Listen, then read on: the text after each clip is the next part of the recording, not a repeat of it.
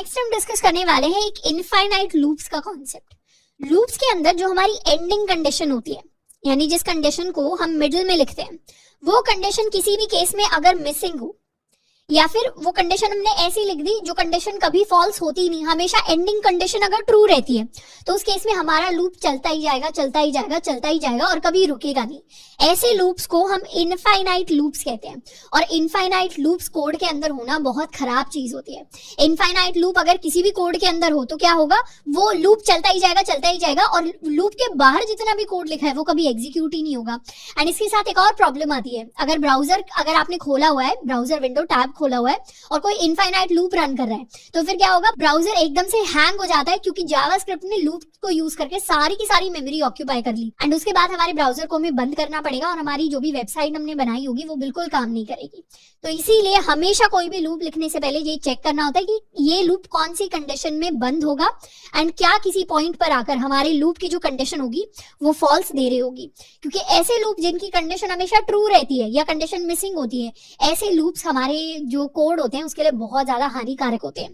तो infinite loops के अगर हम एग्जाम्पल देखें तो ये एक इनफाइनाइट लूप का एग्जाम्पल है। यहाँ पर हमने लिखा है for let i is equal to 1, तो आई की वैल्यू शुरुआत हो रही है 1 के साथ और आई को हम तब तक लूप को रन कर रहे हैं जब तक आई ग्रेटर देन इक्वल टू 0 है। और हर बार हम क्या कर रहे हैं, आई को कर रहे हैं प्लस प्लस, यानी शुरुआत में आई की वैल्यू 1 है, उसके बाद आई प्लस प्लस होगा तो 2 हो जाएगी, फिर 3 होगी, फिर 4 होगी, फिर 5 होगी और कंडीशन कह रही है आई जब तक ग्रेटर देन इक्वल टू 0 है, तो आई तो हमेशा ही ग्रेटर देन इक्वल टू 0 रहेगा। तो इस केस में ये लूप हमेशा रन करता रहेगा, तो इसीलिए एक इनफाइनाइट लूप है।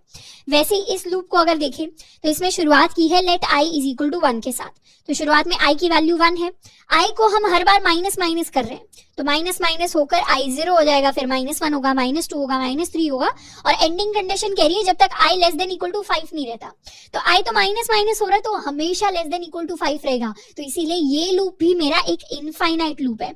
या फिर हम सिंपली क्या करें, इस कंडीशन को यहाँ से हटा ही दे, जैसे यहाँ पर हमने क्या किया, सेमीकोलन के बाद कुछ नहीं लिखा, दोबारा से सेमीकोलन लगा दिया, तो इसका मतलब होता है एक एम्प्टी कंडीशन हमने लिखी है, खाली कंडीशन लिखी है।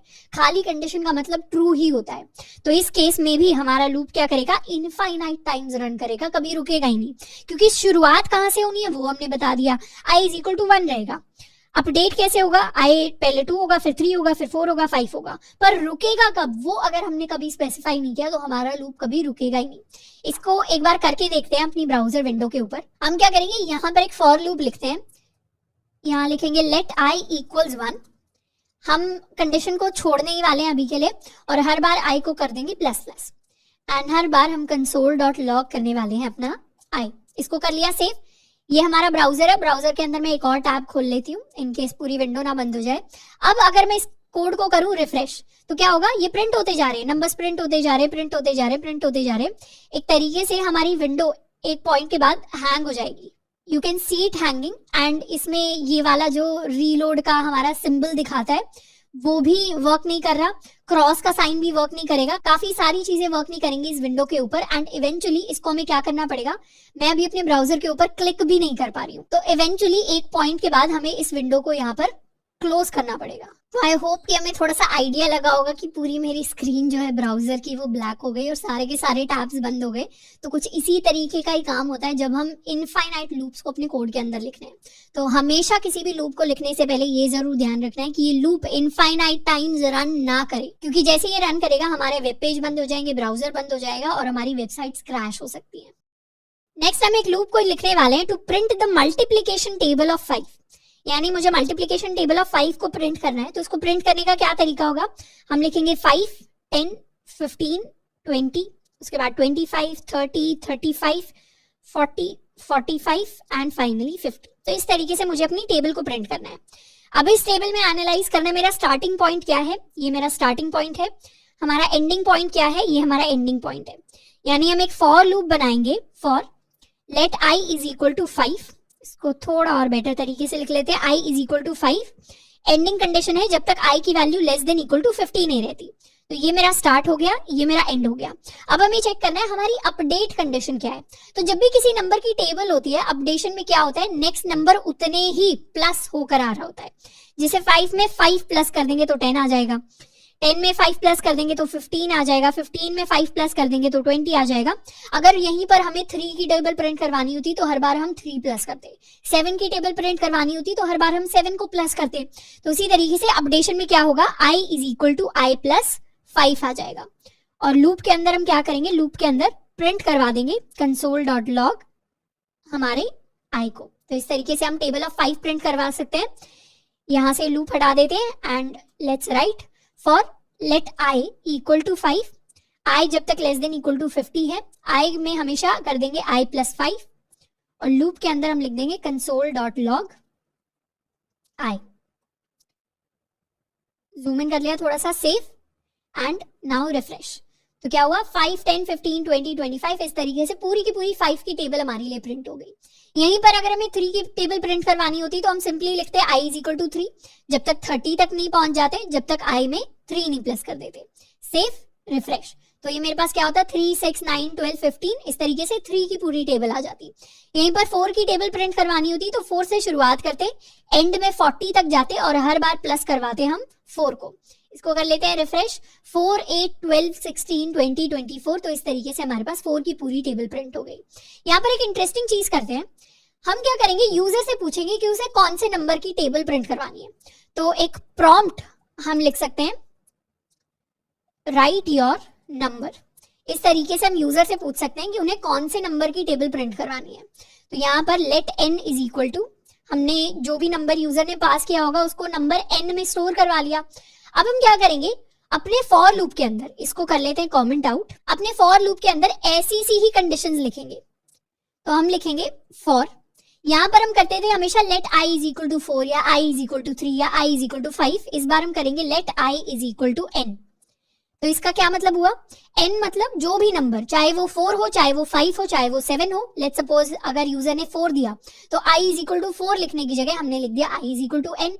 और इस बार i less than equal to क्या होगा, 4 के केस में लेस देन इक्वल टू 40 होता था, 5 के केस में लेस देन इक्वल टू 50 होता था, 3 के केस में लेस देन इक्वल टू 30 होता था।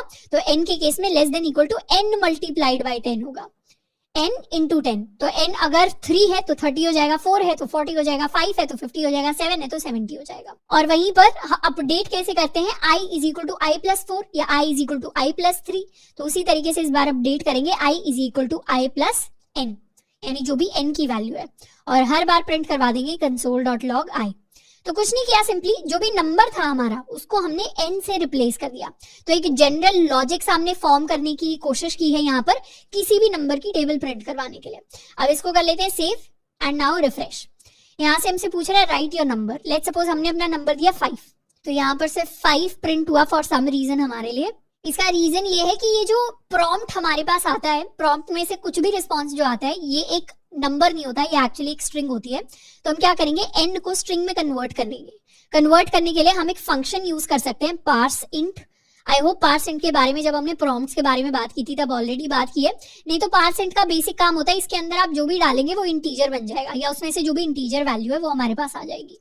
तो अगर हम पार्स इंट n करेंगे तो उसका जो नंबर वाला पार्ट है वो हमारे पास आ जाएगा। इसको करेंगे सेव एंड नाउ रिफ्रेश। इस बार 5 को अगर पास करेंगे एंटर तो क्या हुआ, 5 की टेबल प्रिंट हो गई। वहीं पर दोबारा से रिफ्रेश करके हम 7 को एंटर करेंगे तो क्या होगा, 7 की टेबल प्रिंट हो जाएगी। दोबारा से रिफ्रेश करेंगे, 3 को एंटर करेंगे तो क्या होगा, 3 की टेबल प्रिंट हो जाएगी। तो इस तरीके से आप एक टेबल प्रिंट करने वाला वेब पेज जो है उसको क्रिएट कर सकते हैं with the help of simple loop.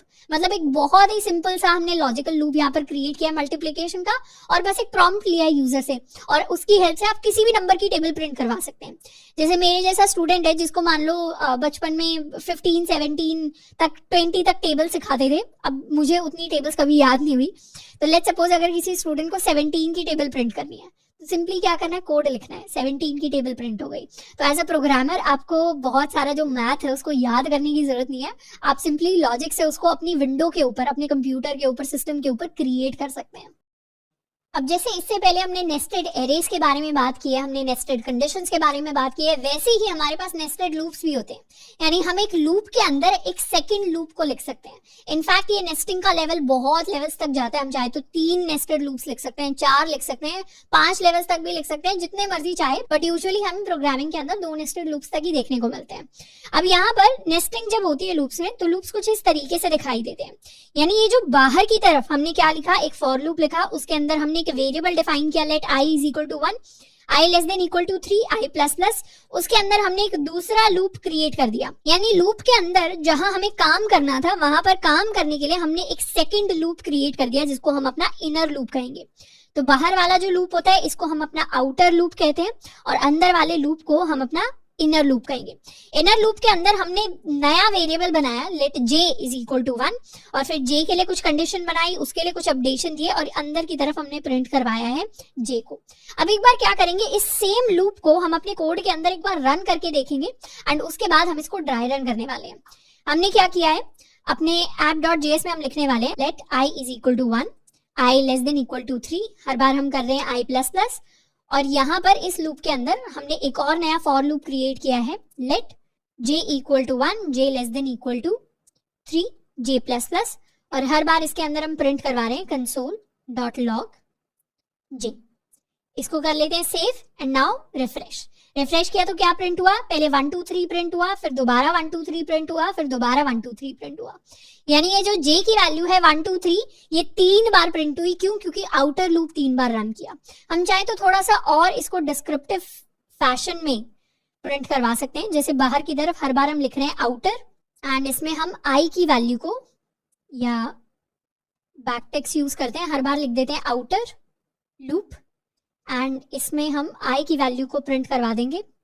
Save, refresh. तो ये आउटर लूप 1 है, जिसके अंदर 1 2 3 प्रिंट हुआ, फिर outer loop second time run किया तो उसके अंदर दोबारा से 1 2 3 प्रिंट हुआ, फिर outer loop third time print किया, फिर दोबारा से 1 2 3 रन हुआ।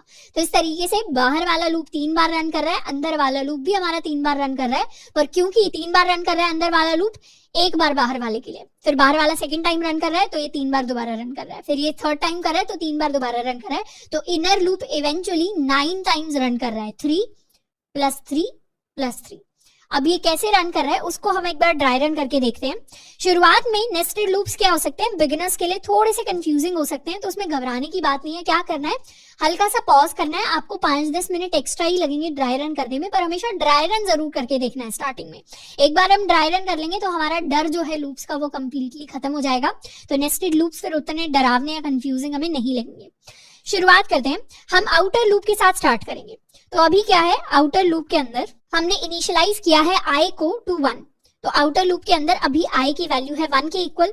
उसके बाद हम क्या करेंगे, कंडीशन को चेक करेंगे, क्या i less than equal to 3 है। हाँ, i less than equal to 3 है तो ये हमें ट्रू दे देगा। उसके बाद हम आउटर लूप के अंदर चले जाएंगे, मतलब अब हम इस लूप के ऊपर आ गए।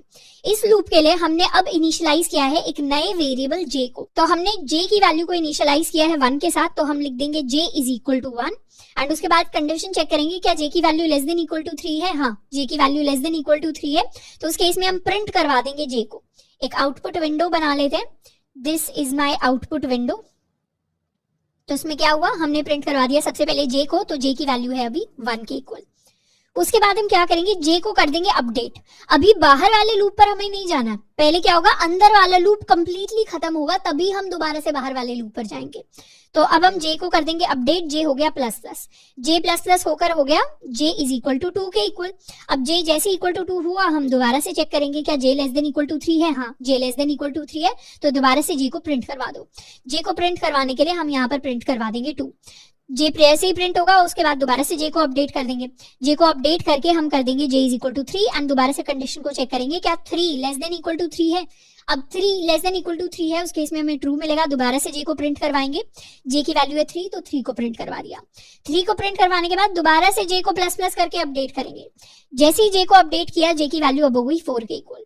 अब j के लिए कंडीशन चेक करेंगे क्या j less than equal to 3 है। अब 4 is not less than equal to 3, तो अब हम क्या करेंगे, इस लूप से बाहर निकल जाएंगे।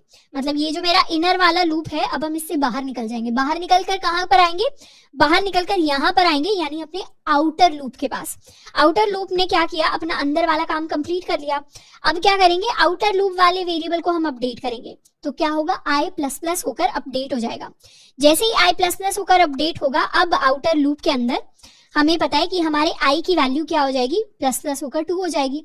अब दोबारा से जैसे ही ++ होकर 2 हो गई i की वैल्यू, उसके लिए कंडीशन चेक करेंगे, क्या 2 ≤ 3 है। हाँ, 2 ≤ 3 है। तो दोबारा से लूप का जो इनर वाला काम है वो कंप्लीट होगा। लूप के इनर में दोबारा से हमारा जो वेरिएबल j है, j = 1, वो री इनिशियलाइज होगा। इसे क्या कर लेते हैं, थोड़ा सा हम छोटा करके लिख लेते हैं। Let us resize this and इसे हम ऊपर लिख लेते हैं। तो दोबारा से j री इनिशियलाइज होगा। तो शुरुआत से हम j की वैल्यू को री इनिशियलाइज करेंगे विद 1। जैसे ही j 1 है, j = 1 के लिए हम चेक करेंगे क्या j की वैल्यू <= 3 है। हाँ, ये हमें ट्रू दे देगा। तो दोबारा से हम j को प्रिंट करवाएंगे। सेकेंड टाइम j को प्रिंट करवाएंगे, 1 प्रिंट हो गया। अब j को प्रिंट करवा दिया तो उसको अपडेट करेंगे। अपडेट करके हमने j को अपडेट कर दिया तो 2। उसके बाद दोबारा चेक हो गया क्या 2 <= 3 है। हाँ, <3 है। तो दोबारा से 2 को प्रिंट करवा देंगे। फिर दोबारा j अपडेट होगा, j अपडेट होकर हो जाएगा 3। फिर दोबारा चेक करेंगे क्या 3 <= 3 है। हाँ, तो उसके लिए हम प्रिंट करवा देंगे 3 को। उसके बाद दोबारा से j को जब हम अपडेट करने जाएंगे तो इस बार j की वैल्यू अपडेट होकर हो जाएगी 2j = 4। जैसे ही j = 4 होगा, उसके लिए हम कंडीशन चेक करेंगे क्या 4 <= 3 है। अब पता चलेगा 4 <= 3 नहीं है। तो उसके बाद इस लूप का काम हमारा खत्म हो गया, यानी इतना काम किया सेकंड टाइम हमारे इनर लूप ने। उसके बाद हम बाहर जाएंगे, मतलब यहाँ पर आ जाएंगे। यहाँ से हम दोबारा i को अपडेट करेंगे। जब हम इस बार i को अपडेट करेंगे तो i की वैल्यू 2 से बढ़कर इस बार हो जाएगी 3 के इक्वल। इसे भी हम थोड़ा सा मिनिमाइज करके यहाँ पर लिख लेते हैं। तो इस बार आउटर लूप के अंदर हमारे i की वैल्यू 3 से शुरू होगी। जैसे ही i की वैल्यू 3 है, हम चेक करेंगे क्या 3 <= 3 है। हाँ, 3 <= 3। तो दोबारा से अंदर वाला काम परफॉर्म होगा, मतलब इनर लूप रन करेगा। जैसे ही इनर लूप पे आएंगे, दोबारा से j को री इनिशियलाइज करेंगे। j को री इनिशियलाइज करेंगे तो j की वैल्यू शुरुआत होगी 1 के साथ। 1 के लिए चेक करेंगे क्या j <= 3 है। हाँ है। तो अंदर क्या करेंगे, j को जाकर प्रिंट कर देंगे। j के लिए हमने प्रिंट कर दिया 1 को। अब दोबारा j को जाकर यहाँ पर अपडेट कर देंगे तो j की वैल्यू बढ़कर हो गई 2 के इक्वल। 2 को चेक करेंगे क्या 2 <= 3 है। हाँ, 2 <= 3 है। तो दोबारा से j को प्रिंट कर देंगे, 2 प्रिंट हो जाएगा। उसके बाद दोबारा से j को अपडेट करेंगे, j की वैल्यू हो जाएगी 3 के इक्वल। 3 को चेक करेंगे क्या 3 <= 3 है। तो उस केस में हमारे पास आएगा ट्रू। ट्रू आएगा तो हम j को प्रिंट करवा देंगे। j को जैसे ही प्रिंट करवाएंगे, अब हमारे पास प्रिंट होकर आएगा 3। तो 3 प्रिंट हो गया तो दोबारा से j अपडेट हो जाएगा टू 4। इस बार चेक करेंगे कि j की वैल्यू 4 <= 3 है। 4 <= 3 नहीं होता, तो इस केस में हमें फॉल्स मिलेगा। फॉल्स मिलेगा मतलब इनर वाला लूप कंप्लीट हो गया। अब हम दोबारा से यहाँ पर आ गए। यहाँ पर आ गए तो वापस हम i के लिए जाएंगे और i को अपडेट कर देंगे। अभी तक i 1 था, 2 था, 3 था। अब i जो है आउटर लूप में, इसे हम थोड़ा सा मिनिमाइज कर लेते हैं। इस बार हम आउटर लूप में आकर i को अपडेट कर देंगे टू 4। अब i के लिए दोबारा से चेक होगा कि i की वैल्यू 4 <= 3 है। इसके लिए हमें मिलेगा फॉल्स। और अब हम क्या करेंगे, बाहर वाले लूप को हमने कंप्लीट कर लिया और इसको हम कर जाएंगे एग्जिट, क्योंकि 4 <= 3 नहीं होता। तो इस तरीके से हमारे नेस्टेड लूप्स वर्क करते हैं। और जब भी हमें नेस्टेड लूप्स के अंदर कंफ्यूजन हो तो उसमें टेंशन नहीं लेनी, क्या करना है, ड्राई रन करके देखना है। तो ड्राई रन को मैं बहुत बार रिपीट कर रही हूँ, क्योंकि ड्राई रन करना एक्चुअली इंपॉर्टेंट है जब हम फर्स्ट टाइम अपने लूप्स के कॉन्सेप्ट को पढ़ रहे हैं। तो आई होप कि ये बाहर वाला लूप और अंदर वाला लूप किस तरीके से रन किए वो हमें थोड़ा सा समझ में आया होगा। हम चाहें तो दोबारा से अपने आउटपुट को जाकर देख सकते हैं। हमारी स्क्रीन के ऊपर ये कुछ इस तरीके का हमारा आउटपुट था कि आउटर लूप के अंदर जब i की वैल्यू 1 के इक्वल थी तब 1 2 3 प्रिंट हुआ। फिर i की वैल्यू जब 2 हुई दोबारा से 1 2 3 प्रिंट हुआ। फिर i की वैल्यू 3 हुई तो दोबारा से 1 2 3 प्रिंट हुआ। एंड उसके बाद जैसे ही i की वैल्यू 4 हो गई, हम क्या कर गए, इस लूप से हम बाहर निकल गए।